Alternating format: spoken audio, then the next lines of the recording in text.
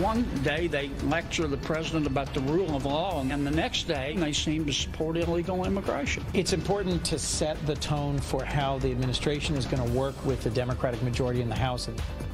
It is Tuesday, December 11th, and this is Fox and Friends First, happening right now at 4 a.m. here on the East Coast.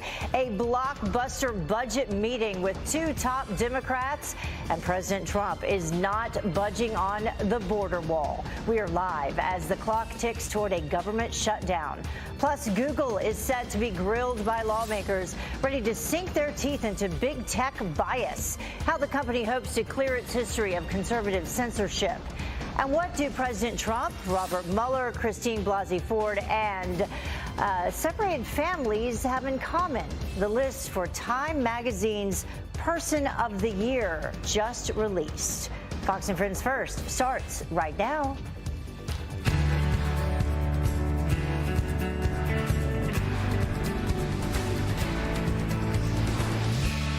Join Fox and Friends First, and we appreciate you joining us on this Tuesday morning. I'm Heather Childers. Thank you always for starting your day with us. We do begin with this breaking news, though, developing overnight. 5 Marines missing after a military plane crash, now pronounced dead. The rescue search ending nearly a week after 2 American planes collided during a training exercise off the coast of Japan. 2 Marines were recovered. Captain Jamar Resselard died in the crash. Another crew member was found and is in fair condition. The cause of the crash is under investigation. We'll continue to follow it for you. Also happening today, a shutdown showdown set for the Oval Office. President Trump meeting with Democratic leaders Chuck Schumer and Nancy Pelosi to talk border security as they work to reach a budget deal by next week. Griff Jenkins is live for us in Washington with what to expect. Griff, I feel like we've been down this road before. Good morning, Heather. Good morning. Here we go again. And this isn't the first high-profile meeting between the president and top Democratic leaders Chuck Schumer and Nancy Pelosi. Now, look, the deadline, December 21st, to avoid a shutdown. The sticking point, funding for a border wall. The president wants $5 billion in next year's budget. Democrats have flatly rejected that. What's different this time? Democrats are on the cusp of taking back the House. Pelosi is seeking the speakership again, and they are feeling very emboldened going into today's meeting. The one and only way we approach a shutdown is if President Trump refuses both of our proposals and demands $5 billion or more for a border wall. President Trump wants to throw a temper tantrum. That's his decision.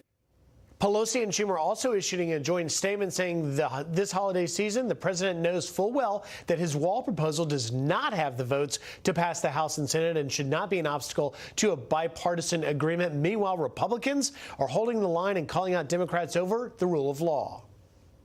The way some of my colleagues act, you would, on the one day they lecture the president about the rule of law and the Mueller investigation, and the next day they don't want to respect the rule of law and they seem to support illegal immigration.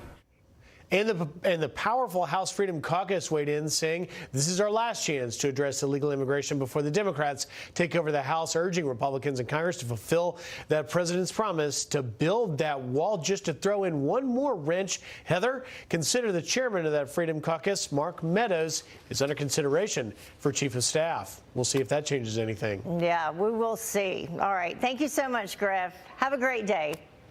Well, border security also on the agenda on Capitol Hill today. CBP Chairman Kevin McAleenan will appear before the Senate Judiciary Committee for an oversight hearing. He will be making a case for limiting asylum claims at U.S. border crossings. This comes as the Trump administration reports a 67% increase in migrants filing for asylum this fiscal year compared to last. And Google also set for a grilling on the Hill today. CEO Sundar Pichai expected to face questions from House Judiciary Committee over accusations of bias against conservative content on Google platforms. Pichai addressing it in his prepared remarks. He says, quote, "I lead this company without political bias and work to ensure that our products continue to operate that way. To do otherwise would go against our core principles and our business interest." Attorney and RNC committee woman Harmeet Dillon has been working to hold big tech companies like Google accountable and says that the company's reach extends through Washington, allowing it to get away with practices that aren't fair to consumers. Google, for years, as you pointed out, has been collecting data and not disclosing to users, number one, the extent of the collection of the data or what they're doing with the data. We have also learned of significant breaches, including today an announcement of a major breach of 52.5 million users in the Google Plus failed experiment in social media. It's not clear when that happened. Google is not disclosing to people exactly what happened and what use has been made of it. And they, as you pointed out, they just get away with it because we have both effete politicians in Washington, even on the Republican side, and government agencies whose tasks it is to examine these issues and protect consumers. So consumers are really at a complete loss. Well, Google did not attend a Senate hearing, you will remember, back in September over big tech's involvement in preventing election interference. Well, the Supreme Court is staying out of a fight over Medicaid funding for Planned Parenthood. Brand new conservative Justice Brett Kavanaugh casting the deciding vote not to hear appeals from two states claiming the organization should not receive any public funding. Louisiana and Kansas want to cut Planned Parenthood off in response to videos that reportedly show the group selling fetal tissue for medical research. Well, it has been a week of staff shakeups at the White House, but presidential advisor Jared Kushner says everything is running smoothly. We just brought in a new White House counsel today who just started, who's going to be fabulous. There's a lot of stories that get a lot of attention in the news, but we have a lot of phenomenal people in the White House and in the administration who show up to work every day, ignoring the noise that's out there and just focusing on how do we accomplish the objectives of the president, which is to make our country more prosperous, increase wages for people, create more jobs, and keep people safe. Well, Kushner also thanked John Kelly for his service as chief of staff, saying that he hopes President Trump picks a replacement with, quote, good chemistry. What about Kushner for that? Well, Congressman Mark Meadows reportedly on the short list to take that job. The North Carolina Republican says that he is interested in discussing the opportunity. It's an honor. Certainly, I'm favorably inclined to at least have a discussion with the president. It's going to be the president's decision. At the end of the day, it's who's going to serve him best and serve this country best. There needs to be someone to support this president and making sure that we indeed make America great again. Well, the Vice President's Chief of Staff, Nick Ayers, just took himself out of the running. Current Chief of Staff John Kelly will leave the White House by the end of the year. Well, Brexit on the brink. British Prime Minister Theresa May heading back to the EU this week after delaying yesterday's critical Brexit vote. But EU leaders say that they will not negotiate. Kitty Logan is live in London, where uncertainty looms over the UK's future. Good morning, Kitty. Good morning, Heather. It does indeed. Now, the Prime Minister, Theresa May, she's already meeting with the Dutch Prime Minister in The Hague this morning. She'll go on to meet other European leaders throughout the week in their bid to try to break the Brexit deadlock. Now, we saw those chaotic scenes in Parliament yesterday when she told members of Parliament she would postpone a crucial vote on the deal. Now, this vote was over the terms of ending the UK's relationship with the European Union. That has become so controversial that it became apparent that British lawmakers would not approve it. But Theresa May says she is convinced that this is the right deal for the country, and she wants Parliament to try to compromise and back it. She is hoping that EU officials might give her some reassurances on that deal, which would make it more acceptable back home. But the EU says the deal is done and there is no room for renegotiation. The deal we have achieved is the best deal possible. It's the only deal possible. No room whatsoever for renegotiation. But, of course, there is room, if used intelligently, is room enough to give further clarification. Now, separately, yesterday, the European Court of Justice ruled that the UK could revoke the clause which triggered the Brexit process. That is only one option to get out of this mess. It's an unlikely one, too. Now, there are concerns that Britain may crash out of the EU without a deal if this isn't resolved. The pound fell to its lowest level against the dollar now that that scenario looks more likely. And some, though, are pushing for a second referendum or even a new election. And there are calls, too, for Theresa May to stay until January. It seems she's going to hang on for just a little bit longer. Heather. All right. Kitty Logan live for us with all the developments. Thank you, Kitty. Well, back here in the States, let's talk about some football. The Seattle Seahawks using their mighty defense to topple the Minnesota Vikings overnight. Pressure ball is out and scooped up as Seattle's Justin Coleman on the return, and he's going to score with it. The late fumble return touchdown in the fourth quarter, the icing on the cake for the Seahawks, the win 21-7 for their fourth straight victory. What do you think about those uniforms, though? I don't know. Well, the time now is about 11 minutes after the top of the hour. President Trump pushing for $750 billion to fund the Pentagon. So how will that impact our fight against some of our biggest threats like Iran, China, Russia? Dr. Rebecca Grant says that this should be a warning sign to those three countries, and she is live up next.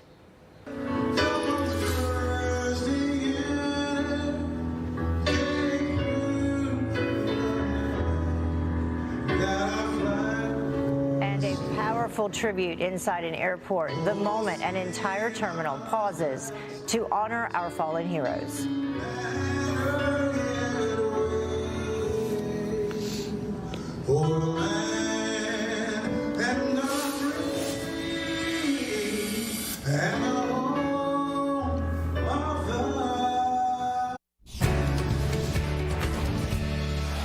Welcome back. President Trump is reportedly ready to ask Congress for a $750 billion defense budget amid renewed rivalries with Russia, China, and Iran. So what does that signal about the potential threats these countries now pose? And how should this money be put to use to ensure our national security? Joining us now with her expert insight is military analyst Dr. Rebecca Grant. We always appreciate when she joins us. Thank you so much for joining us this morning. Good morning. So let's compare this to begin with 2019, where the defense budget was $716 billion. This proposal now would be $750 billion. That's not yet set in stone, but what do you think about that?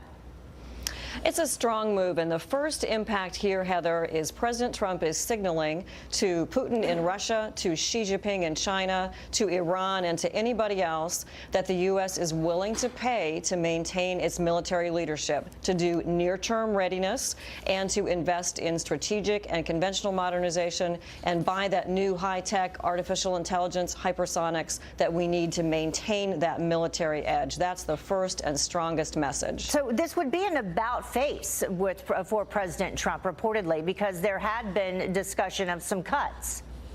Yes, this is a pivot from taking a cut into the defense budget. And I think what's happened is that Secretary Mattis and leaders from Congress have convinced him again that the threat is there. So he needs to increase the defense budget to accomplish some of that near-term readiness and modernization, such as improving aviation readiness, and then to go ahead and invest. It's a near-term pivot and an increase, but I think it's the right thing to do. And do you think it's also perhaps some sort of negotiating tactic with Democrats? Absolutely. This whole budget right now is a negotiating tactic. It's the budget that's right to carry out the national defense strategy, but Congress will have the final say. So with a Democratic House coming in January, President Trump has to clearly lay out what the military really needs for its modernization and its budget, and then they will negotiate, and Congress will have the final say on whether they implement and pay for that or not. It's interesting if you take a look back historically, and we can bring this figure up for people at home, the percentage of defense spending within the federal budget back in 1957, it was 59% of the budget, and then compare that to 2017 where it was just 15% of the budget. So we've actually gone down, while you would think the actual risk around the world has gone up. That's right. Under President Eisenhower, we saw defense as a higher percentage of the discretionary spending. Now, with entitlements, that's changed a little bit, and we spend more on other things. But the overall point, Heather, is exactly right. As Secretary Mattis says, we can afford survival. We can afford this defense budget. And it's still a very small percent of our overall gross domestic product, only about 3% right now versus about 5 or 6% back in the 50s with that figure you showed. Yeah, here and President Trump's pick for the chairman of the Joint Chiefs of Staff, I found this interesting. He warned that Russia and China specifically represent what he called, quote, faint clouds of a coming storm for the United States. I think those clouds are getting a little darker, and great credit to General Milley for putting our attention on preparing to deter Russia and to fight if we need to.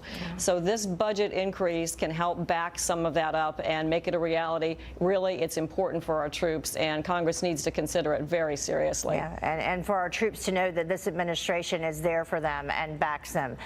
Dr. Grant, thank you so much for joining us. Thank you, Heather. All right. Well, the time now is about 19 minutes after the top of the hour. A new protest expected in Paris, despite French President Emmanuel Macron giving in to their demands. A look at the growing turmoil in France. And it's down to 10, the list to become Time Magazine's 2018 Person of the Year just released. And one of the finalists, families separated at the border. Carly Shimkus here with the reaction pouring in.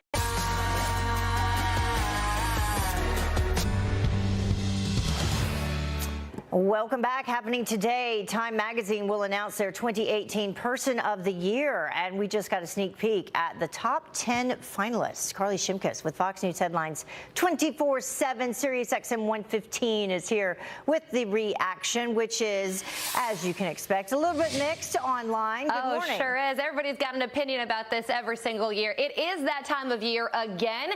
We have the top 10 finalists. Now, just a reminder, the Time Person of the Year award goes to whoever impacted the world the most, for better or for worse. So it's not necessarily an honor, but the top 10 finalists include President Donald Trump, the family separated at the border, Vladimir Putin, Special Counsel Robert Mueller, Black Panther director Ryan Coogler, Christine Blasey Ford, Jamal Khashoggi, the March for Our Lives activists, South Korean President Moon Jae-in, and the Duchess of Sussex, Meghan Markle, also making the cut. Now, let's get to some of that mixed reaction that we were talking about before. Stefan says Trump all the way. Ryan on Twitter also chiming in, saying terrible list, separated families instead of Border Patrol agents who keep the U.S. safe. So he's questioning that selection. And then another Twitter user chiming in saying people still care what Time Mag says.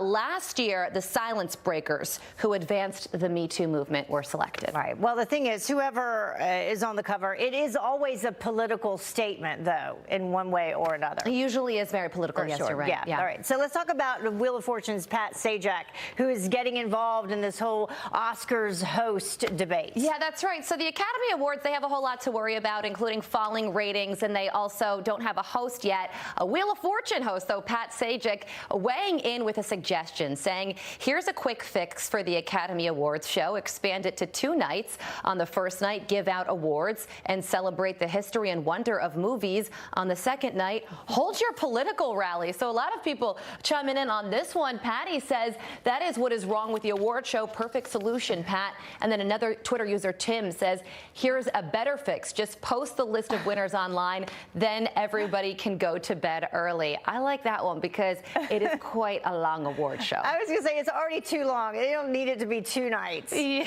that's true. Yeah, not. 2 nights is a big stretch. Oh, no. All right. So this video from this airport terminal, this is great. That's right. An incredible moment here. Travelers at a Nashville airport stopping to sing the national anthem to honor children whose parents have died in combat. Watch. Oh, man,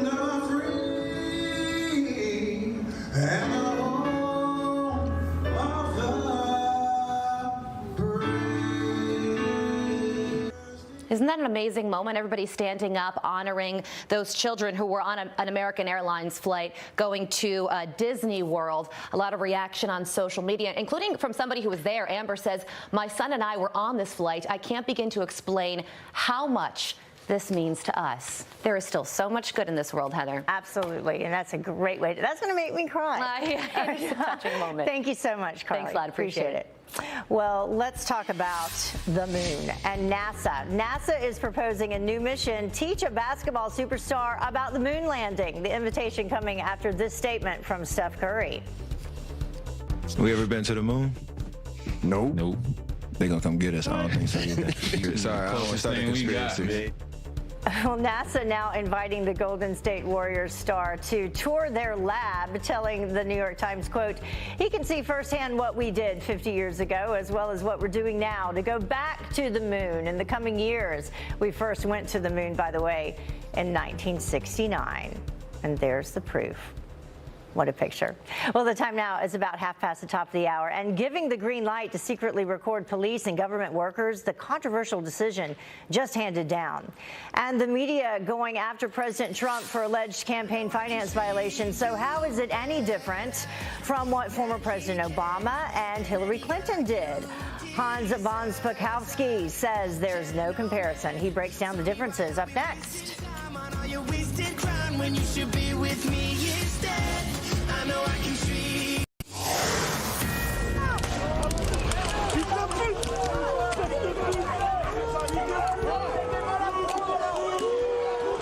We are back with a Fox News alert for you after weeks of writing. French President Emmanuel Macron promising to use any means necessary to restore some calm in all of this. Fox News correspondent Greg Palcott has the story. It was billed as French President Emmanuel Macron's moment of truth.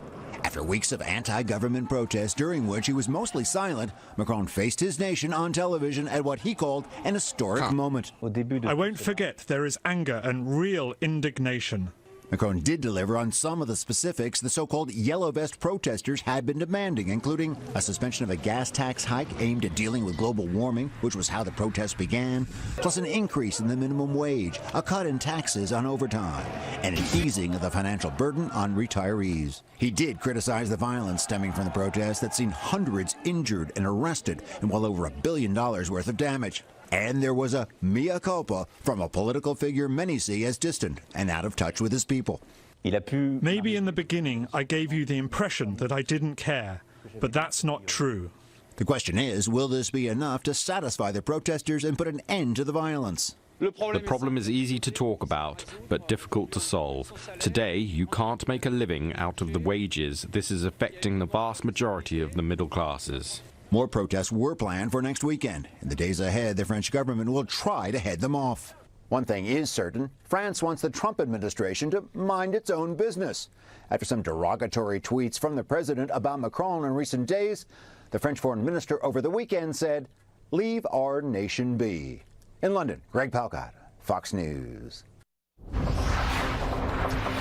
Well, Secretary of State Mike Pompeo slamming Russia for sending nuclear-capable bombers to Venezuela. The planes can carry missiles with a range of up to 3,400 miles, meaning that the U.S. is within striking distance. Russia's defense ministry claims that it's part of military cooperation with Venezuela, but Secretary Pompeo tweeting overnight, the Russian and Venezuelan people should see this for what it is. Two corrupt governments squandering public funds and squelching liberty and freedom while their people suffer.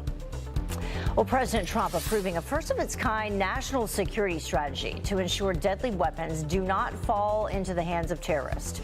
It will prevent extremist groups like ISIS from attempting to use weapons of mass destruction against the U.S. The Trump administration also promises to lead the effort to put pressure on weapons dealers and strengthen defenses at home. Attorneys for Paul Manafort and special counsel Robert Mueller head to court for a discussion with a federal judge today. Now, the president's former campaign chair is accused of breaching his plea agreement for lying to investigators and the FBI. Manafort's lawyers say that he has been truthful since pleading guilty to financial crimes 3 years ago. A hearing is scheduled for tomorrow.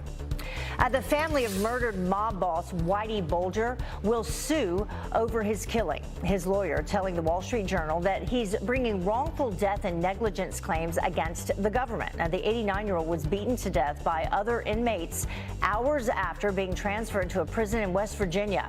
No charges have been filed. Bulger has been serving a life sentence for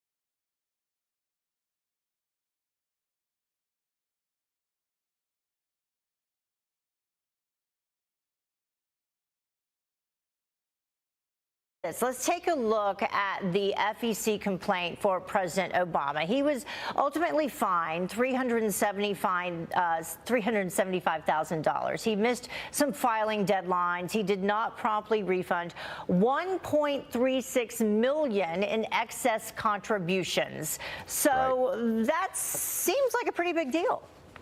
Well, it was one of the biggest civil penalties the FEC has ever imposed. And yeah, nobody at the time said, well, he needs to be impeached for doing that. You know, what makes this even worse is that the supposed campaign finance violation that the U.S. Attorney's Office in the Southern District of New York basically intimidated Michael Cohen into pleading guilty to isn't considered a violation of campaign finance law by many former FEC commissioners or the FEC. How do we know that?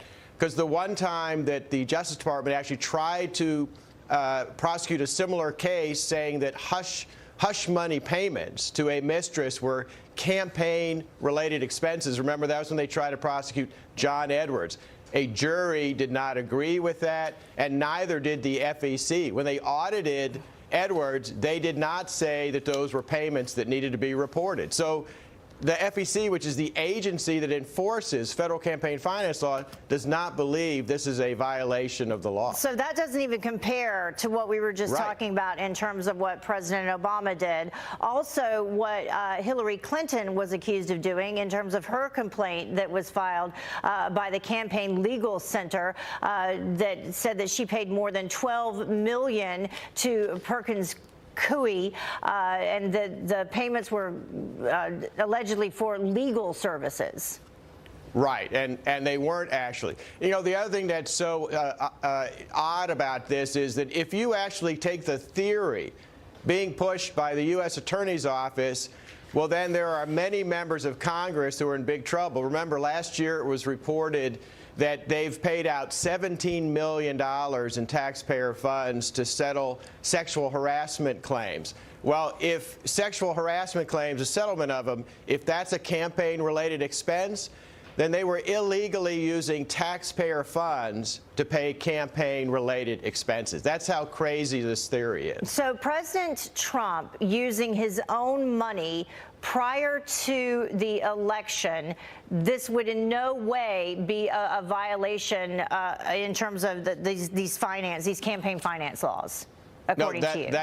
That's exactly right. And it's not just me. Other former FEC commissioners, including, by the way, Brad Smith, former chairman, have said this is not a campaign-related expense. So a mistake to go down this road. Does it appear that this is the road that they're going to try to go down because clearly they don't have anything in terms of Russian collusion at this point? Yeah, that's exactly what they're doing. But as you have pointed out, they're going to have to explain why this suddenly is an impeachable offense, but prior very big fines paid by other presidential candidates, Democrats, why that was not an impeachable offense. All right, Hans, thank you so much for joining us. We appreciate it this morning. Sure thing. We'll see what happens. Well, the time now is about 20 minutes until the top of the hour, and a manic Monday for the markets. So how are things shaping up today after a 500-point swing? A look at the futures. Plus.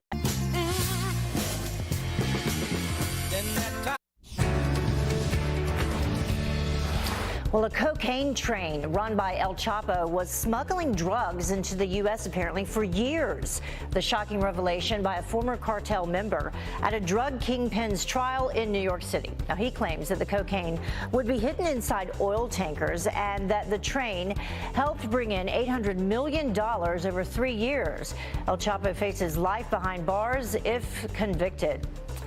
So many of the migrants from the caravan are starting to put their asylum plans on the back burner. They're now seeking temporary jobs in Mexico to make money as they wait for their claims to process so they can legally enter the U.S. Some are even looking for longer-term jobs or work at places like assembly plants. It could take months for their asylum request to go through. But despite the backlog at the border, an alarming number of people still want to migrate to the U.S. A newly released Gallup poll, look at this, it shows 158 million people would prefer to move into our country. That's nearly 21% of people all around the world looking to migrate. 63% of migrants want to move from Haiti, 52% from El Salvador, and nearly 50% from the Dominican Republic. Well, Fox Business Alert for you now. In just a few hours, the stock market opening back up after a wild day of trading saw a major recovery. Tracy Krosko from our sister network, Fox Business, here with more on the comeback. Good morning, Tracy. Yes, good morning, Heather. The Dow closed up 34 points yesterday, erasing a 507-point loss at one time. The S&P 500 also up yesterday at the close by 4 points. The NASDAQ adding 51 points, but it was a wild day. Investors pointing to a number of different headlines. Of course, you've got the flattening yield curve. You have the delayed Brexit vote in the United Kingdom. Of course, those ongoing trade discussions with China adding to some of the worries. And then the latest roadblock, the arrest of that Chinese tech executive in Canada, Meng Wanzhou, the CFO of Huawei. She will find out today from a Canadian judge if she will be released on bail. So all of that adding to things that investors are watching. But right now, looking at futures, giving back some of those gains that we had yesterday. Futures are pointing slightly lower this morning. All right. We never know what's going to happen, but let's just say this. Free bagels. Yes, free bagels. 1 bagel per day for the rest of the year. This is what Panera Bread is giving away. You just have to sign up for the My Panera Rewards program. Go onto Panera Bread's website to do so. You will get 1 free bagel every single day. The cream cheese, the spreads, those are not included. And this is only for new members. Those are the only ones eligible to get this reward. But hey, free bagel every single day from now until December 31st. Can't beat that. I don't understand. Do you have to buy something else, or you can just walk in? You don't have and to. get a bagel? No purchase necessary, except the cream cheese. All that stuff's not included. So if you want cream cheese, that's crazy. Yeah. All right. Thank you so much, Tracy. Thanks, Heather. Well, coming up, are Customs and Border agents violating your rights by searching your smartphone? The shocking new report. And speaking of smartphones, the brand new study that says screen time is changing your children's brains. Dr. Jennifer Caudle is here.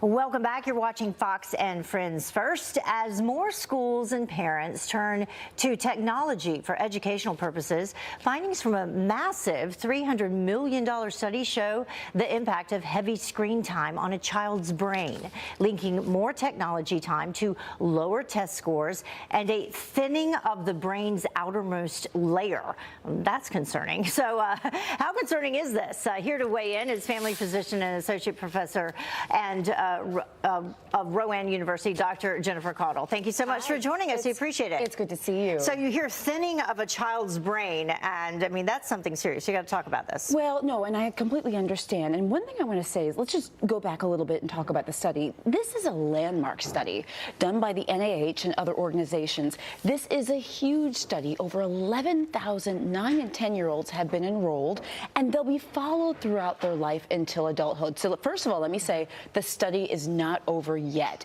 It is ongoing, will be for a long time. Researchers are looking at brain development over time as we look at social factors, genetic factors, activities of the kids, substance abuse, but also social media. Now, the numbers that you just mentioned right here, as this is preliminary data, about 4,500 students, show that there may be some change in cognitive development and also changes in the brain for kids who use lots of social media. And they took a look at, like, what, 7 hours a day? Yeah, it's like 7 also hours a day. 2 hours a day, Yes, that type of thing. They did, but let me caution by saying we don't yet know if this is bad or good or either way or both. That's one of the purposes of the study, is to see, okay, we're seeing the changes in the brain that you mentioned.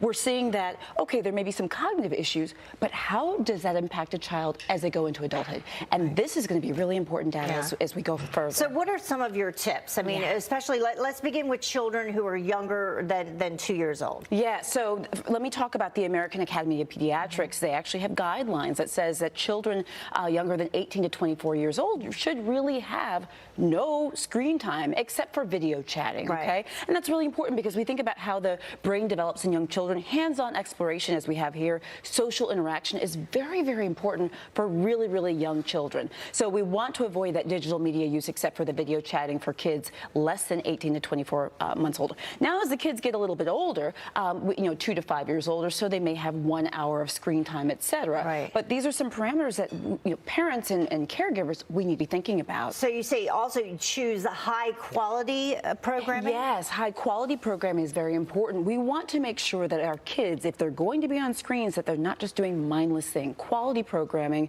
And also, parents, use media together with your children. Not only so you know what they're encountering, but so that you can also help their educational and development process. So don't just use it as a babysitter. No. Don't just hand them the phone, because you see that a lot. That's exactly right, Heather. I'm glad that you sort of put that out there. Screen time is not meant to be a babysitter.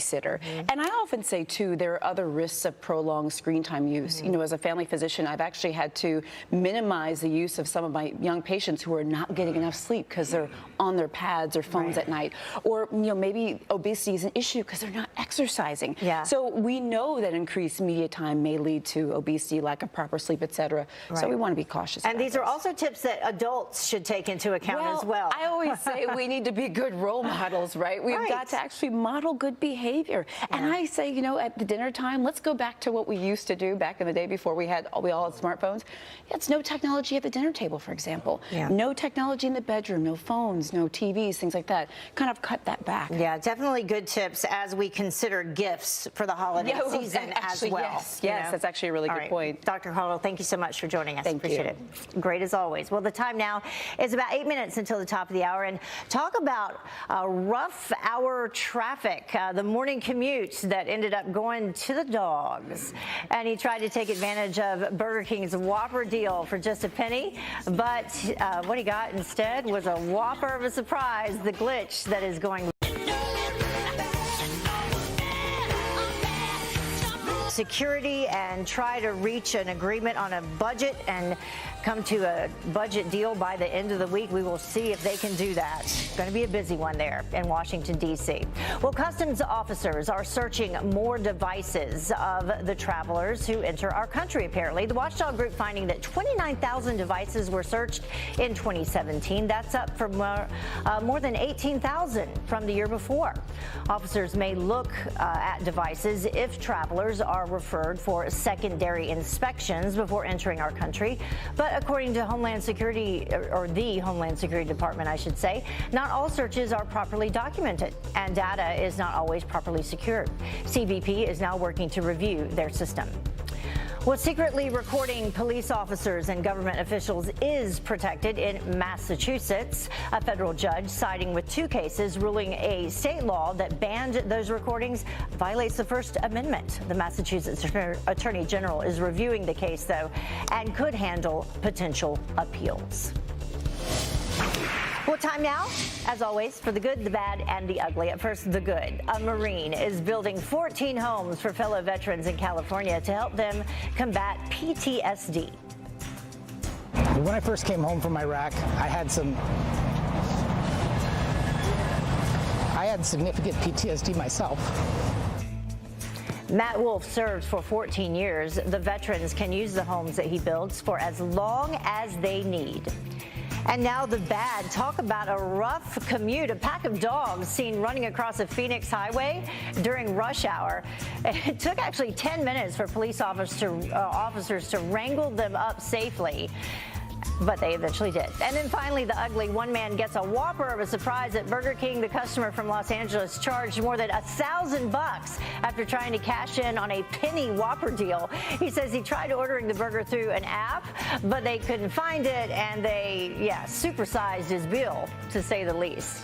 Well, that wraps up this hour of Fox and Friends First. Thank you so much for joining us. Fox and Friends First continues right now. Bye-bye.